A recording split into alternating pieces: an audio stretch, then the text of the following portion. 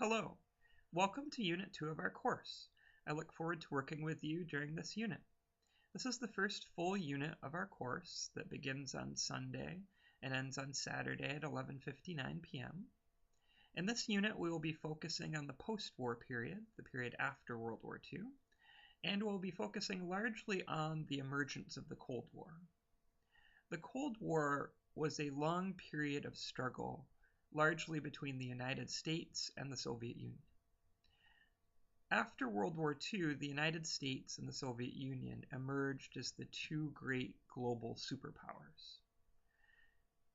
Prior to the war, the countries of Western Europe had been very powerful forces, but the nations of Western Europe had experienced severe decline and devastation as a result of World War II. Hence, as the world emerged out of the Second World War, it was really the United States and the Soviet Union that became the two dominant powers. The United States was a dominant power both economically and militarily. Never before or since has America had greater economic dominance than in this immediate post-war world. Most of the industrialized world lay in ruins. Nations such as Germany, England, and France, which had once been great industrial powers, no longer were, at least in the immediate post-war period, because their cities had literally been bombed into oblivion during the war. While the United States obviously participated in the Second World War, none of the fighting was done on American shores. So our cities had not been devastated. In fact, American manufacturing had expanded massively during World War II. So America emerged out of the war with tremendous economic strength.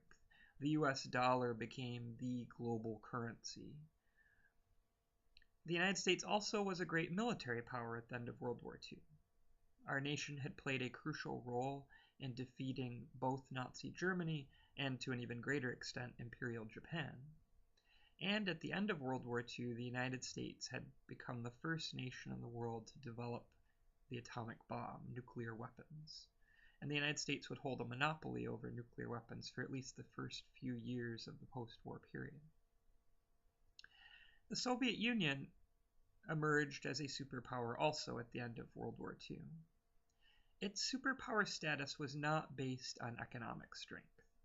In fact, the Soviet economy was dwarfed by the American economy.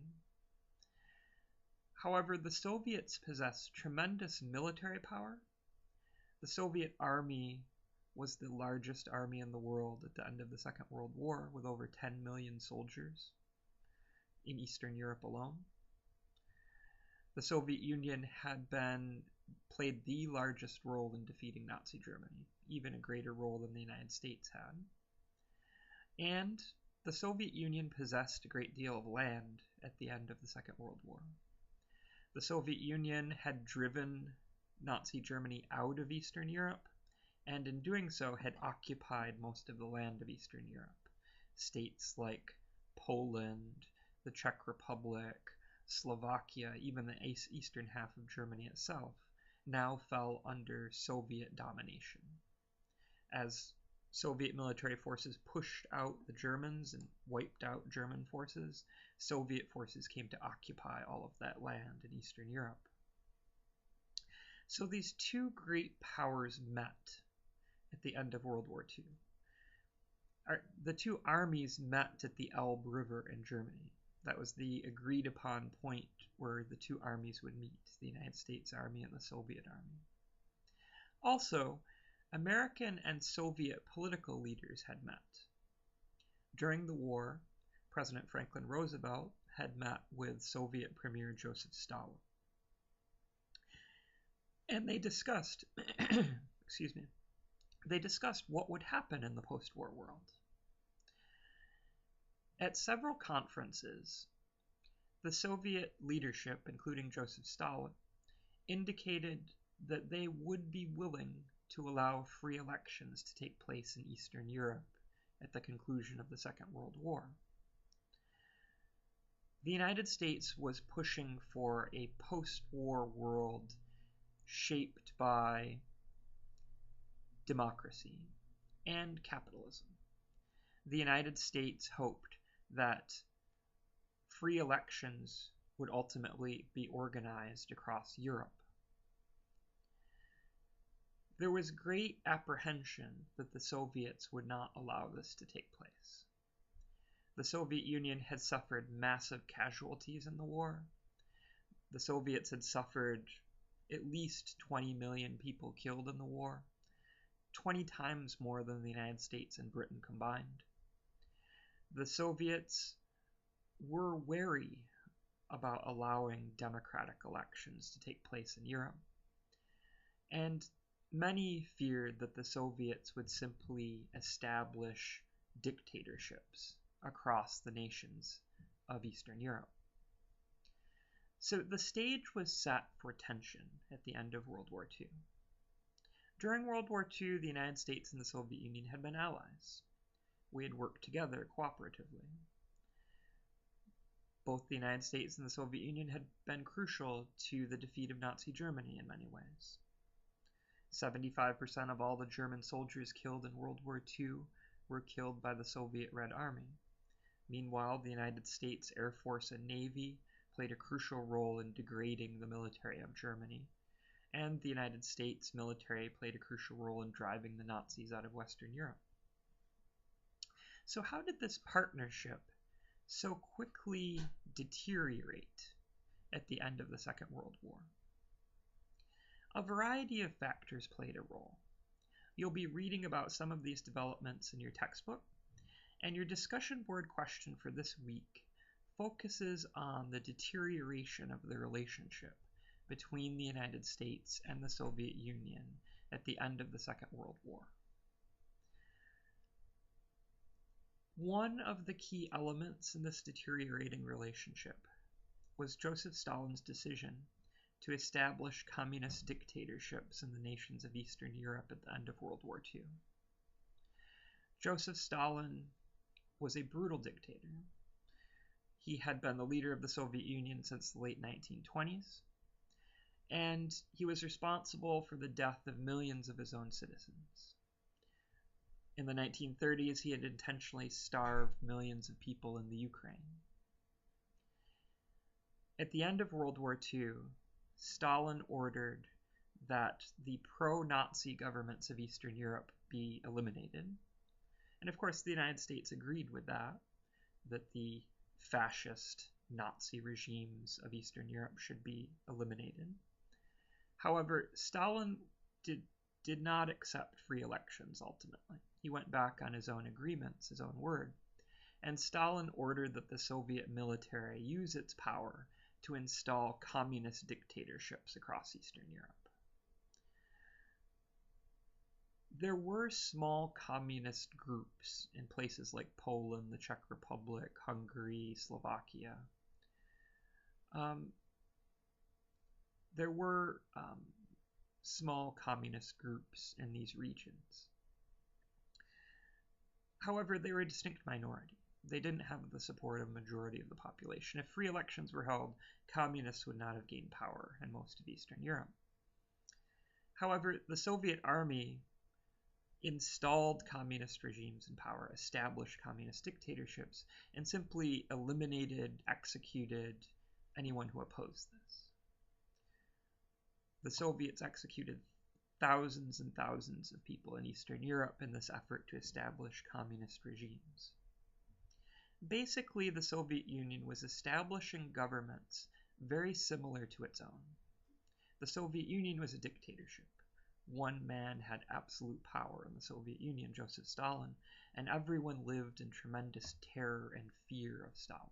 Stalin was elevated to the status almost of a deity, a godlike figure in the Soviet Union. Any questioning of Stalin would lead to one's disappearance and death. Well, the same thing was established now in East Germany, Poland, Czechoslovakia, Hungary, all of the states of Eastern Europe. They were sort of smaller versions of the Soviet dictatorship.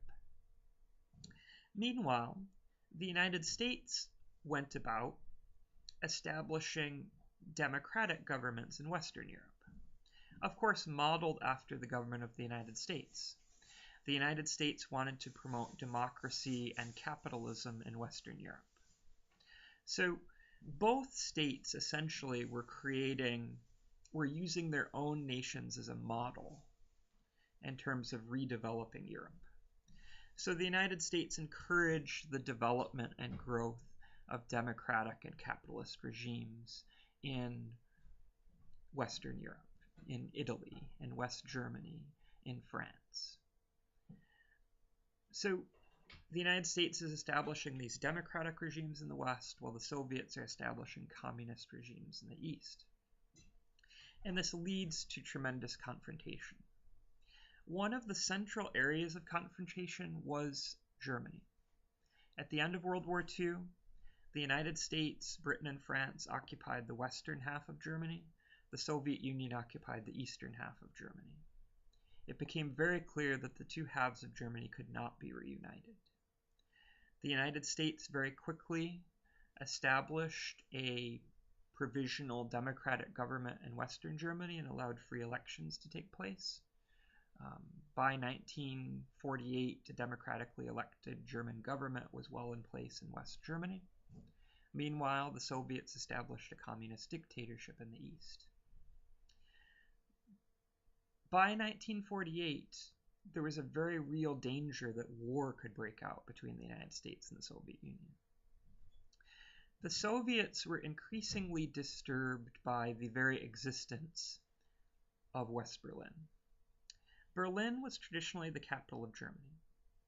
At the end of World War II, the Soviets seized control of Berlin. Under the terms of a pre-existing agreement, the Soviets agreed to split Berlin in two and to grant control of West Berlin to the United States, Britain, and France.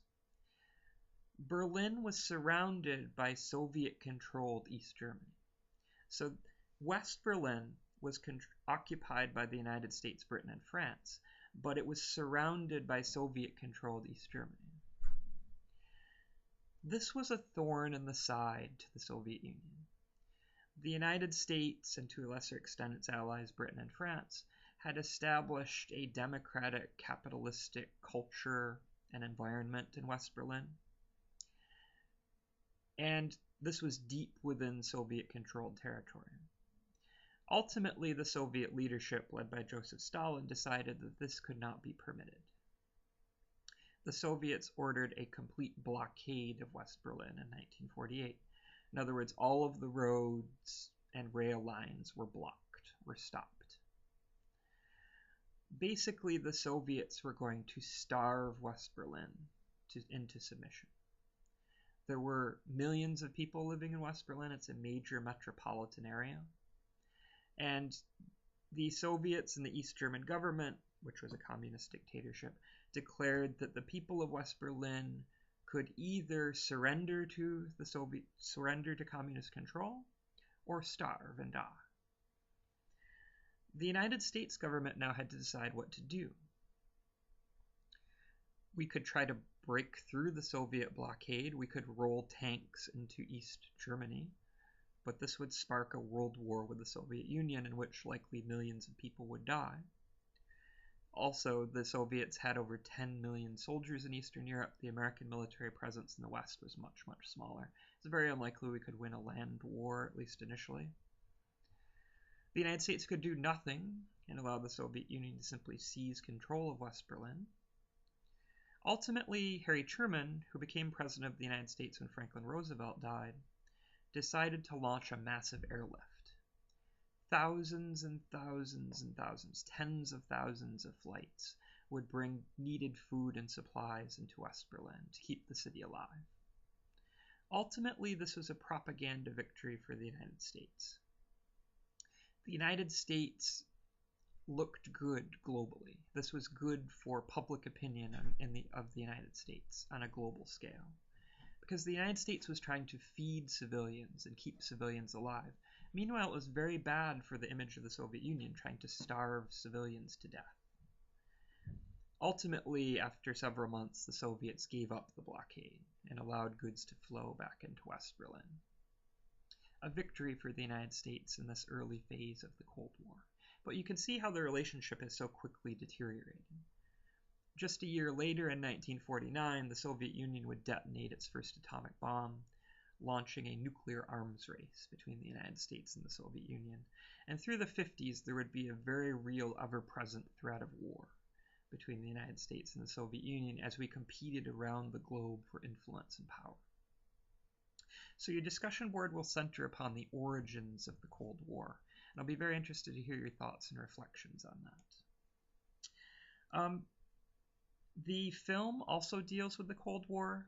Your first documentary film review is due during Unit 2.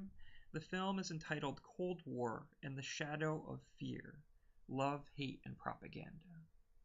Propaganda was very important to the Cold War. Propaganda occurs typically when a government tries to influence public opinion in its population through film, posters, articles, speeches, when the government essentially presents information that may be skewed or even false to try to sway public opinion. Both the United States and the Soviet Union launched massive propaganda campaigns throughout the post-war period and through the 1950s.